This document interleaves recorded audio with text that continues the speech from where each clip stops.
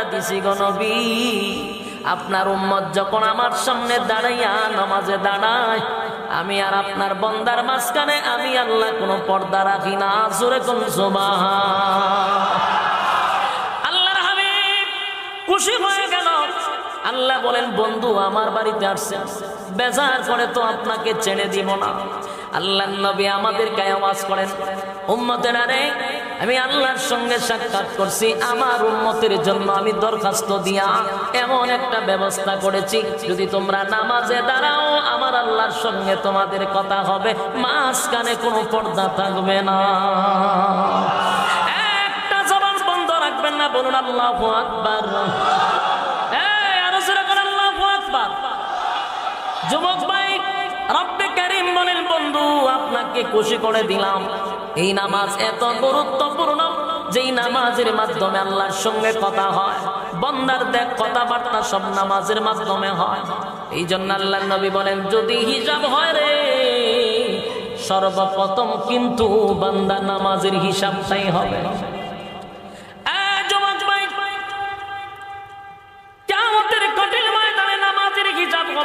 জাহান্নামে যদি যেতে হয়, সর্বপ্রথম কারণটা হবে নামাজ। আল্লাহর নবী দুনিয়া থেকে যেদিন বিদায় হয়ে যাবে, সেদিনও কিন্তু বারবার নামাজের কথাই বলছে, আর কোনো কিছুর কথা বলে যায় না রে। নামাজের কথাটা খুব গুরুত্ব দেয়া গেছে।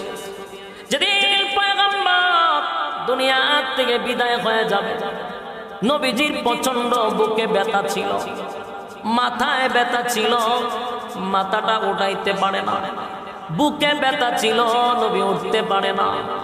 সাহাবায়ে কেরামরা মসজিদে নববীর মধ্যে আইসা ফজরের নামাজের জন্য দাঁড়াইছে, কিন্তু আল্লাহর পয়গম্বর মসজিদের মধ্যে আসে না।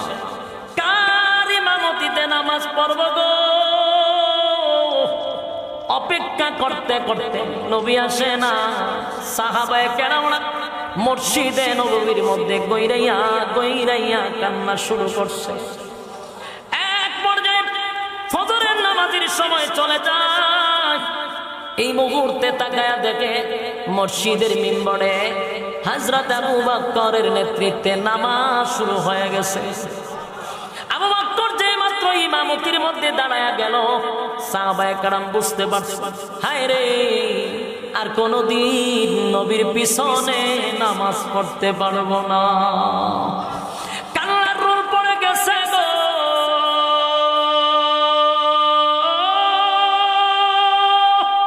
গোটা মসজিদে নববীর মধ্যে কান্নার রোল পড়ে গেছে। নবী নাই রে, আর কোনদিন নবীর পিছনে নামাজ পড়তে পারবো না।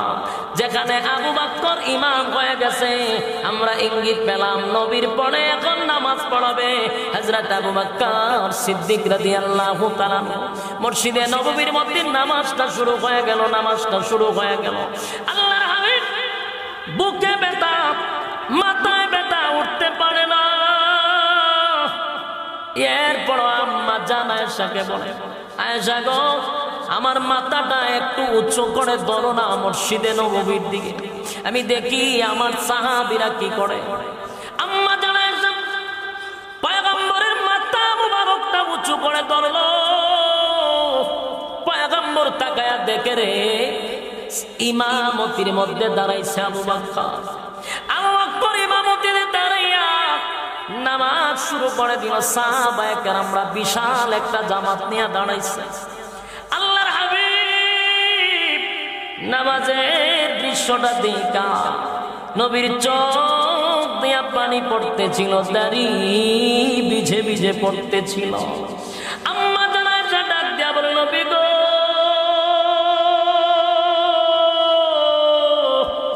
আমার আব্বা ইমামতি করে, আপনার সাহাবীরা পিছনে নামাজ পড়ে, দৃশ্য দেখে আপনার চোখ বেয়ে বেয়ে পানি পড়ে। ঘটনা জানতে চাই। আল্লাহর হাবিব বলেন, আয়েশা, সব কান্না কিন্তু দুঃখের কান্না নয়।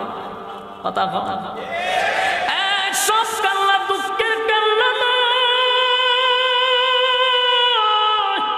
সব কান্না দুঃখের কান্না নয় গো। আয়েশা দৃশ্যটা দেখা আমি আর চোখের পানি সামলায় রাখতে পারলাম না। এই নামাজ কায়েম করতে গিয়া কত না রক্ত আমি জড়াইছি, কত মায়ের আমি নবী খাইছি। আমার শরীরের মধ্যে কোনোদিন একটা মশা মাছিও বসলো না, কিন্তু নামাজ কায়েম করতে গিয়া রে আমার শরীরে অসংখ্য অগণিত পাথরের আঘাত, পাথরের আঘাত। নামাজের শেষে যখন আমি যাইতাম গো, আবু জাহেলের নেতৃত্বে উটের নারী বুড়িগুলি আমার পিঠের উপরে রেখে দিত। আমি উটের নারী বুড়ি লই মাথা মোবারক তুলতে পারতাম না। আমার মেয়ে ফাতেমা ছোট ছিল, দৌড়াইয়া আমার কাছে এসে কান্ত, আর আমার নারী বুড়ি আমার পিঠ থেকে সরাইয়া দিত, আর চিৎকার দিয়া বলতো, মক্কার মানুষ বল আমার আব্বার কি অপরাধ, কি এমন তোমাদের ক্ষতি করলো? আমার বাবা তো জীবনে কোনোদিন কারো দিকে চোখ রাঙ্গায়া তাকায় না, এরপর কেন রে আমার আব্বার উপরে একের পর এক তোরা নির্যাতন করস?